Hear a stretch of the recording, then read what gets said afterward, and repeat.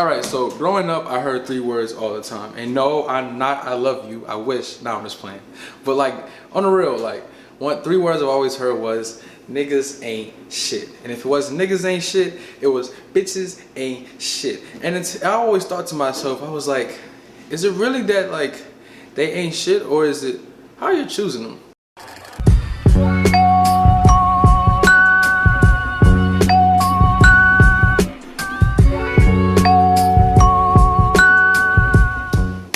Poppin' YouTube, it's your boy RayQuan. Before we get into the video, hit that like button, that subscribe button, that notification bell, share the video, support the boy. But anyway, we're gonna get right into it.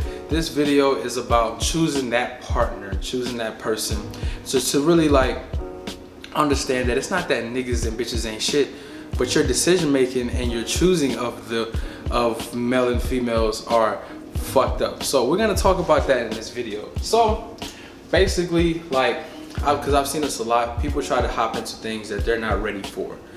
Whether that's because mentally you're just not mature enough for it just yet, or just like you have some trauma that you need to step back for a second and really get together. And like, I've noticed that a lot, especially with my generation and like my people, my age, we because we're at a certain age, we think that we're ready for it, but it's not just about age, it's where you are mentally. And some people aren't the age they are physically as they are mentally. I know a lot of people that's my age, I'm 19, that's like 14 mentally, and like, you're just not ready for it just yet. And a lot of people will get into it with somebody and they'll see it, and because of that, they won't take you serious. And it's not that they ain't shit, but they don't see a reason to take you serious because like, you're not able to be taken serious at the moment. So it's not necessarily that they ain't shit, you feel me? And like the other thing is, well, we're gonna talk about a lot of reasons, but that's just one.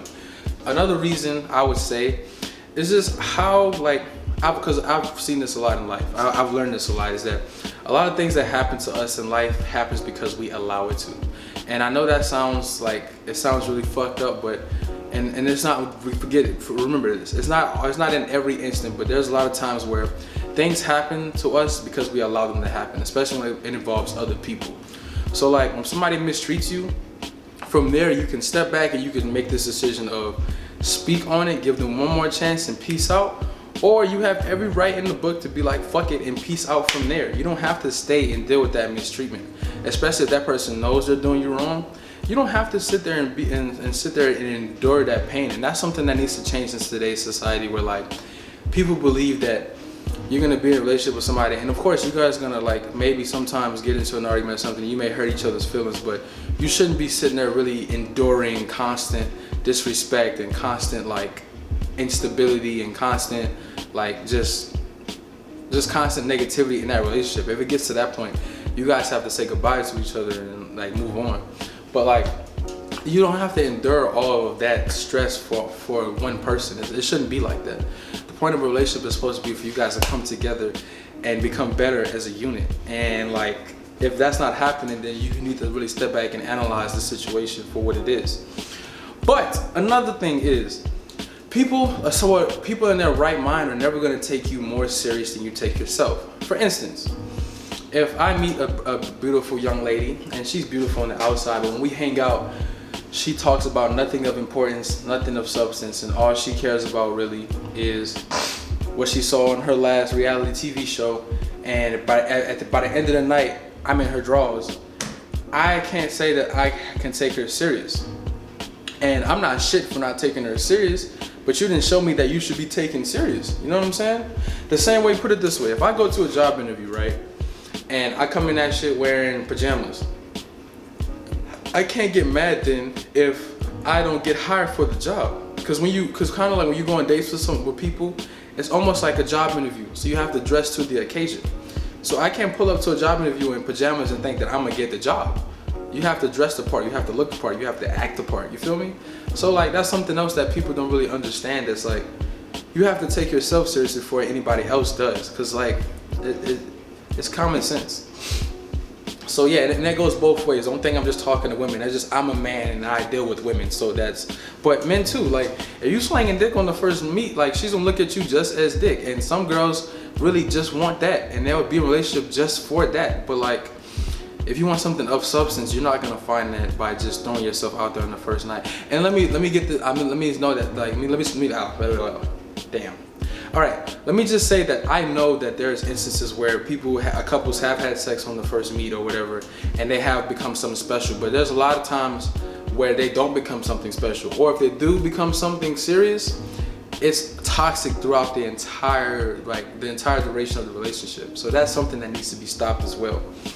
But then the other thing is, let me ask you this question.